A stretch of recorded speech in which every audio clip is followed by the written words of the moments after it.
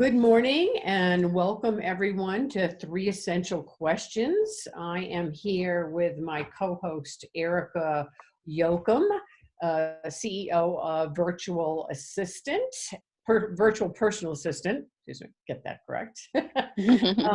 We are doing every Thursday morning at 9:30. We are doing this show, Three Essential Questions, and we are inviting different members of our community, some people from our government, all in New Mexico, to answer the three essential questions. Everybody gets the same questions every time, and the goal is to see the different perspectives and points of view. We are keeping the audience quiet. Are we blacking them out, Erica? Or if they join, can we see them or? Well, we kind of decided that we would not. Yes, I think that's better because it's a little distracting, but just to let everybody know. If you're out there and listening and you have a question, you can always send it through chat, and we will answer questions towards the end. So our guest today is Marisol Yoga with Hot or Not Yoga in Albuquerque off of Alameda. Welcome, Marisol. We're so happy to have you with us today. Thank you. Thanks for thinking of me and for the invite. I think what you're doing is awesome, and I'm excited to be part of it. Yeah, thank you. And thank you for the shout out on social media. I really appreciate it. Sure. Yeah, no problem. So the first question is, what have you learned about yourself during this whole situation? These unprecedented times and uncertain times. Yeah, those, it's an interesting situation, is right. What have I learned about myself? Initially, I think what I learned is that my impulse and my first response is to take care of who I need to take care of. And so leading a yoga community, my first action was to try to take care of them, reassure them, remind them that they're prepared for these mental, stressful, physically exhausting, emotionally draining times with their yoga practice. So that's my first impulse. But what I learned about myself is that through that, it's a little bit of me trying to manage my own fear. So, it's an uncertain situation. Nobody really knows what's going on. We're learning every day, and all that we here are getting are what people are giving to us, information that's being given to us. So we don't actually know things firsthand. We don't know, the way that the larger medical community is truly responding in the moment. So it creates this level of unknown that I think I realized my response to that fear is to kind of understate the problem, to kind of say, oh, you guys, it's no worse than the flu. Let's go ahead and get it. Let's just keep practicing. Let's do our things. We stay well, stay healthy, all these things that we need to do. So my first response was to kind of brush it off and say, more people die from the flu than what they're reporting here, than what we're seeing. So, that's a way that I've realized I manage my own fear.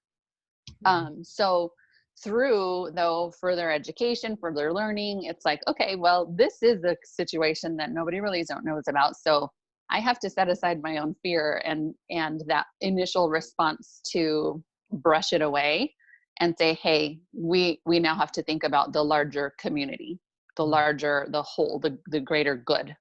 And what can we do responsibly to take care of the larger good, the greater good. And, while that's a big yogic philosophy, of course I'm human. So my response was like fear, fear, uncertainty, unknown. And then, okay, let me step back, take a look at this. Let me connect again with what I feel, what I know about myself, our community as a whole, and then the greater community. So let's take the yogic philosophy and say, okay, let's be responsible for everybody, not just for ourselves. So that very first week that we had notices that we had any cases here in the state, I initially said, okay, we're gonna limit classes, go down to smaller, because I also had the responsibility of not alarming my community of yogis. So we went ahead and implemented, I think we actually implemented safety procedures well before it was 2 weeks before we had any cases here in New Mexico. We started sanitizing more. We started bringing more Kleenexes, putting signage up in the studio to keep people healthy and safe. And then I canceled some classes, and then we sort of phased. And when it was finally decided that, non-essential businesses need to close, we were ready to roll with that. And so we had already started to look into virtual options from there. But it was a phased process. So what I learned about myself is that I initially reacted with fear, a desire to keep everybody calm and to remind everybody that we're prepared for this from our yoga practice, and then to take a step back when I had a moment to breathe and say, okay, let's respond in an appropriate and responsible way. Mm-hmm. So it was a big process for me. No, and it's brilliant. I want to thank you for that, because we were just talking before the show. We were talking about how I had a setback this week with encountering somebody who was denying everything. There is no pandemic. This is all big lies. It's conspiracy, all that kind of stuff.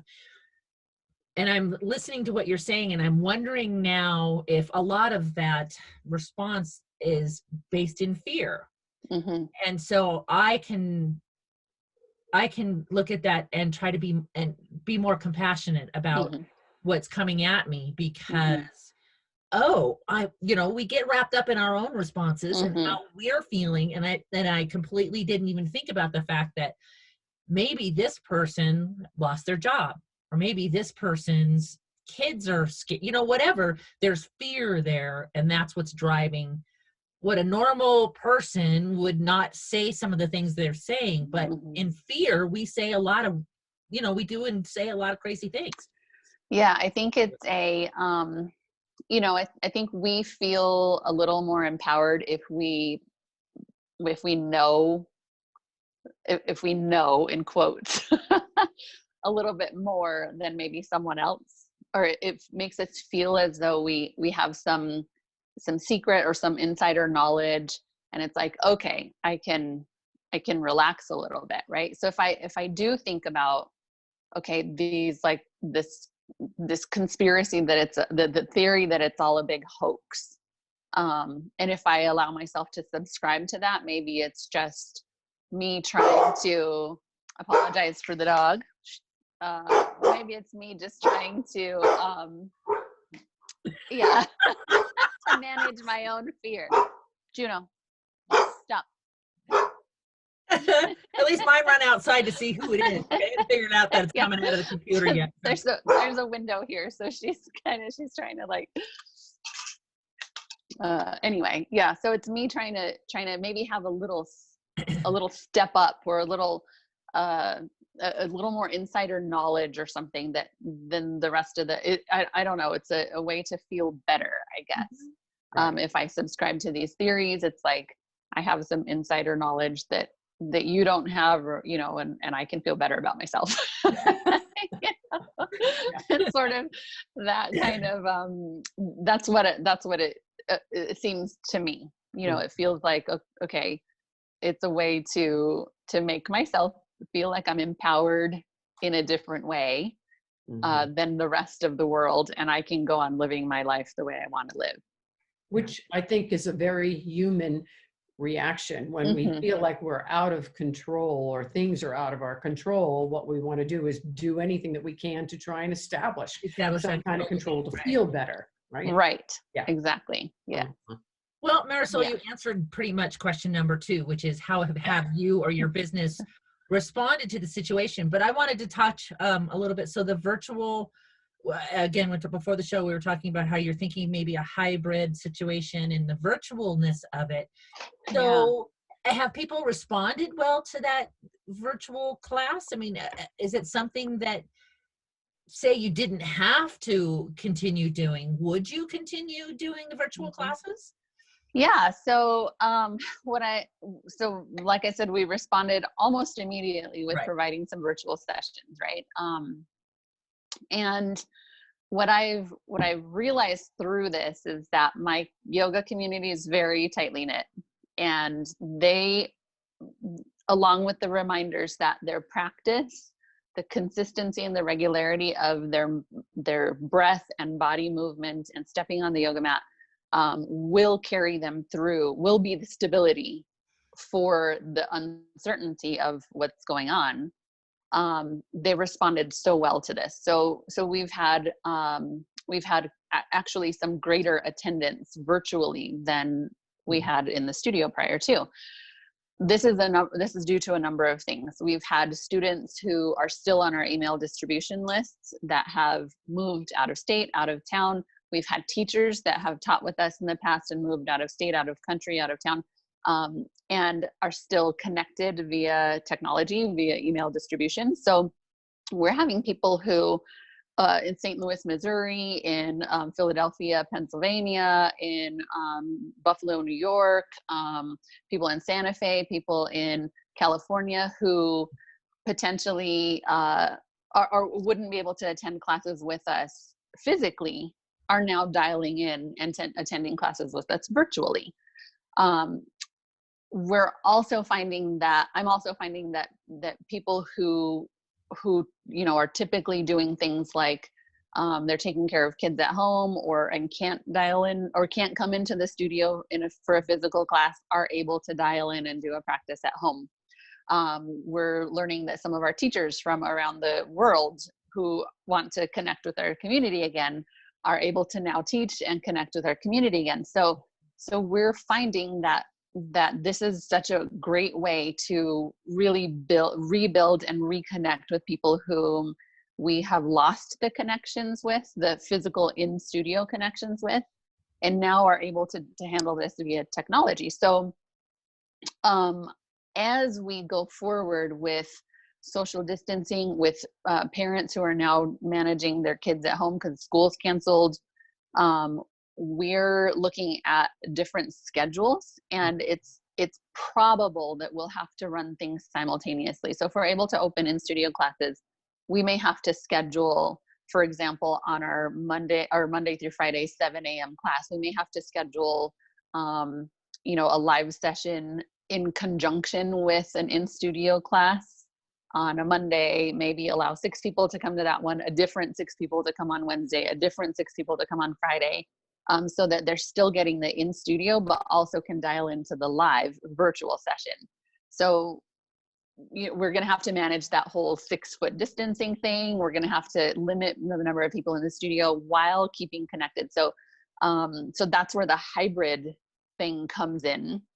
And while I don't exactly know the details of how that'll work out, I think that this could be really great for people who, like I mentioned before, have had to physically leave our studio for moving reasons or whatever, but still really love our community and still really value the knowledge and teaching that we provide in our studio. So I think it's a potential to have virtual memberships, maybe an in-studio membership, and maybe even a studio and virtual membership.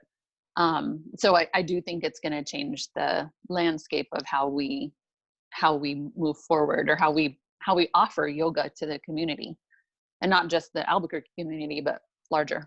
That's brilliant. So I think it's really cool. Well, I think it's a testament to you that folks who have left would want to come and do virtual sessions with you. Right. I think it's great. I find it really, really cool. And I'm like, okay, I've done something right. Yeah. And just again, to repeat our announcement, any guests that join us, you are going to be silenced. If you want to ask any questions, we ask that you do it through the chat segment of the Zoom platform.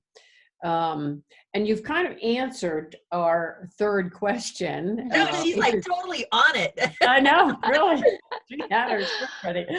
Which is, what is your business going to look like on the other side of this situation?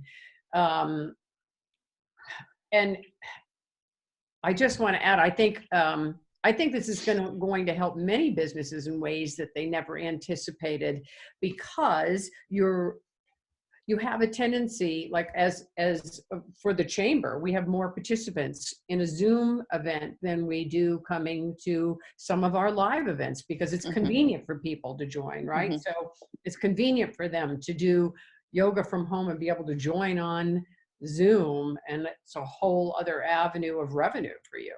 Right. Could be. Well, and I think I would think, I don't know, maybe for a beginner, maybe, I don't know, but for those who might be like, oh, I don't want to get into like those cute little tights and be in front of a bunch of other people, not realizing that's totally not how yoga works. It's very, yoga doesn't do the whole, sissy, you're not wearing pink, they don't do all that, but still there's going to be that trepidation of, bend over in front of a bunch of strangers and they're going to go.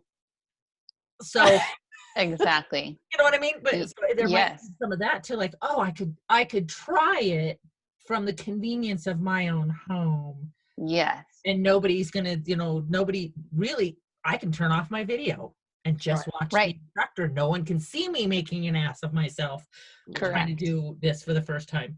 So I would think that there's a component of that too, that yes. I mean, we battle the intimidation is what you're talking about. That whole, like, it's an unknown. I don't look like the images that I see. I can't bend like the images that I see. That there's a big intimidation factor when you think of yoga, not realizing that everybody can do yoga. Every single person can do yoga. And so, yes, you're right. There is that piece of it where it's like, okay, I'm still in the comfort and safety of my home, and I have total control over the device. Right? I can black out the screen and just hear you and just see you, exactly what you said. There is that. We also offer for newer students, we try to kind of guide them to do a wellness consultation with me first, so that I can understand what they're looking for, what it is they're trying to gain from a yoga practice. And that way I can recommend and steer them toward classes that I think are going to be most appropriate for them, especially if they're beginners. So that process hasn't been affected. We can still do a wellness consultation virtually. That's no problem at all. And I can still say, okay, here's a schedule that I recommend for you for the first 2 weeks. We're doing, 2-week virtual class passes, so that people, even normally we offer a 2-week introductory period where we say, come join classes and here's a recommended schedule for you based on that wellness consultation.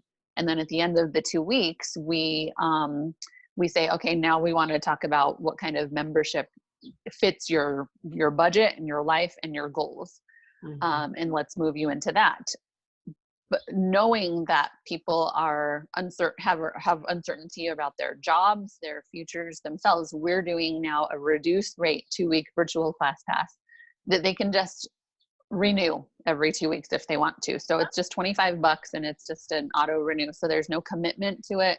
It's a great way to try. Like you said, if you're feeling a little intimidated, let's try it from the safety of your own home, in your pajamas if you want to, and then see if you want to renew for the next 2 weeks, and we'll go with that. And I'm going to check in with you throughout the process to see how it's going and what classes you're finding are appropriate for you or not, or if you have questions, and then we can set aside. So we've had some students say, I'm not sure if I'm doing this thing right. Can we set up some time to talk? And that's, we've done the whole, yes, let's get on a Zoom. Let's set 15 minutes up, and we'll set up 15-minute session, and we'll do a Zoom. Show me what you're doing and let me guide you through it. So this hasn't even impacted the availability or the effectiveness of private sessions. There's one of my philosophies for my yoga teaching is that when you guide someone verbally, So they're hearing an audio cue and making a connection from their own mind to their body to move a body part. That's the most effective way I think I can get someone to create the mind-body connection that yoga is known for. If I go and manually shift their body, perhaps they understand what it feels like, but they haven't, their own brain hasn't told them how to do that. Mm-hmm. So it's me who's done it. So I think this is a really great opportunity for me to really hone in on those cues. So if I can say to you, move your right arm out to the side and press your palm away from you, press your palm a little further, feel the stretch in your shoulder, and you're doing that, making the mind-body connection yourself, I think it's more effective anyway. So I don't think that this requirement to go virtual has affected that negatively in any way, shape, or form. I think it's actually maybe enhanced it. So if somebody is interested, and here's this video interview, like what do you advise them to do? Go to your website? I mean, what's the... Yeah, I do. I advise everybody to go to the website. It's hotornotyoganm.com. We have a button to purchase a 2-week virtual class pass. You can just right on the front page, you can purchase that. On the website, there's also a schedule. You can check in and see which classes are going to be live, and some are going to be pre-recorded. So, I would send the links to that, to those pre-recorded sessions. There's also a button just a little further below the 2-week pass that says schedule your wellness consultation, and it's a form to fill out. What you do is you complete some basic questions about what you're looking for with a yoga practice, whether you've done it before or not. And then we set up some time to chat. Could be 5 minutes, could be 10 minutes, could be half an hour, depending on what the questions are. Mm-hmm. And then I would recommend a certain number of classes or certain schedule of classes to tap into. The virtual classes also, the schedule that we have, it's not just live sessions that you've got access to with that virtual pass. It's also a pre-recorded library of classes. So you can use those classes at any time. The live sessions, of course, those have to be, you schedule into those. But there are actually plenty of online classes that we've recorded as a library of classes to utilize, and they range in time frames from 20 minutes to 90 minutes, and they're different styles. So, it's a whole array, and it's not, we're providing the variety that we normally would in a library that someone can access at any time, so that it's more convenient for them. Right. Your site is brilliant. I'm on your site right now looking at all this, and it's... Oh, thanks. There needs to be some updates on there. Well, but I know, it's very, it's very cool that all of that stuff is there. It's great. I think you responded brilliantly to this whole thing. I'm very I've impressed. tried. Yeah, I've had some good coaching, so that's nice. I just have one more question. Yeah, sure. Do you have a certain age group that you tend to find gravitates towards you, or is it? Yeah, I do. Yeah, in fact, we have a little, I would say, I say older, meaning older in the well-known yoga community. A lot of my students, and some of the very most dedicated students are over age 50 and even are up to age 68, 69, 70. So we've got some really awesome, well-dedicated, hardworking students who have empowered themselves tremendously through a movement practice, have gained so much strength and mobility and flexibility, and have the feedback that they've given. If say that someone goes for a hike and takes a little spill, the response is, I wouldn't have healed so well without my yoga practice prior to. So it's just it's really elevated and empowered these folks to really be active in their own lives, and to do things that they hadn't done in years, and to become active and become take up hobbies and have activities that they really, I can't think of another word except for activity. My brain is shorting out. But yeah, to do things that they haven't done in a long time, to go hiking, to go ride ATVs, to go, remodel their homes, things by themselves, and so it's really very cool. So yeah, I think that we do a really great job of catering to a community that is not the one that you see in television commercials, and the one that, we're not the 23-year-old crowd. I think that comes because many of us as teachers are not in that crowd, but we've also experienced physical injury and limitation. We've experienced surgeries, like hip surgeries. We understand, some of the physical things that people experience as we get older. And we're able to speak from experience and to speak to those situations really well.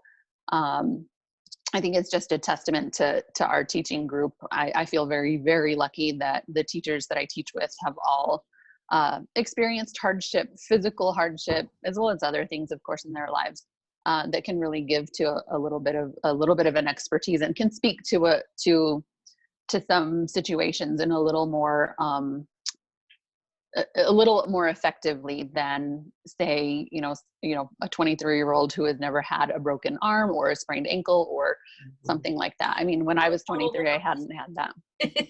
What's that?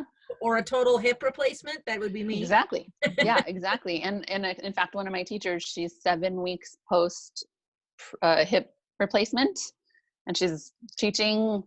She's doing well. She's 55. Yep. And then she's great. She's doing amazing things. So she, as someone who has gone through it and is still able to, live her life in a healthy way and to guide others through, gives many people hope. It's like, I'm gonna go fill out my questionnaire and sign up. Oh, good. I am totally into it. I'm like, you see it, but I hadn't really thought about. And not everybody has embraced the whole virtual thing. I've been virtual forever. So, but it's brilliant for me to do it here. And I like the library, because it could be 3:00 in the afternoon, and I go, I feel like going doing some yoga, and I don't have to find a class. I can go, online. Do it yourself. Exactly. Yeah. Very Yeah. cool. So we're, all in all, it's how can I keep this community connected and keep them moving and keep them connected to breathing and on their yoga mats, because that is the stability that we all seek in a time that's very unknown and uncertain. We all seek something that's stable and consistent. And if we can provide that, then we're all just going to get through this in a healthier way, mentally, emotionally, physically. So fantastic. So Barbara, I'm gonna unmute you. If you want to say hi, Barbara, and ask any questions? Where is she? Hi, Barbara. Hi, Marisol. Good to see you. I'm sorry I was running a bit late, but like Erica, I was going to ask, well, are the sessions recorded so I can pick them up at any time? And you answered that. So good. I'm glad you're meeting this situation head on and doing it effectively. Sounds great. Thank you. I'm trying. Well, there is no try. Isn't that what Yoda said? That's what he said. Yeah. There's only do.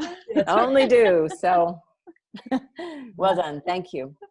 Thank you. Yeah, well, thank you so much for joining us today. It really was a pleasure to hear everything that you had to say. Brilliant. Yeah, this is exciting. Thank you. Yeah. Thank you for having me, and thanks for having this session. I think it's really, like I said before, I think it's really great. It's really wonderful of you to highlight small businesses. As we know, as everybody knows, small business is what carries the country, and it is the sector that is in most dangerous, precarious situation right now. So thank you for doing your part to highlight small businesses. You're very welcome. Yeah, you're very welcome. We're glad that we have the ability to do it. Yeah. Thank you to Zoom, I guess, right? Right. If I'd only thought to buy some stock in Zoom like in March, in the beginning of March. Right, at the beginning of the year, dang. I know. Right at the beginning. Yeah, yeah. I know. It was that close. Right, Yeah. yeah. So I'm going to just conclude this with thank you everybody for joining. Join us next Thursday at 9:30, May the 7th, where our guest is going to be Matt DeGregory, owner of the Range Cafe, Freight House, and Standard Diner. Oh, cool. And, yeah, and thank you so much everybody for joining. Thank you too. Thank you. Have a great weekend. You as well. Thank you. Bye. Bye.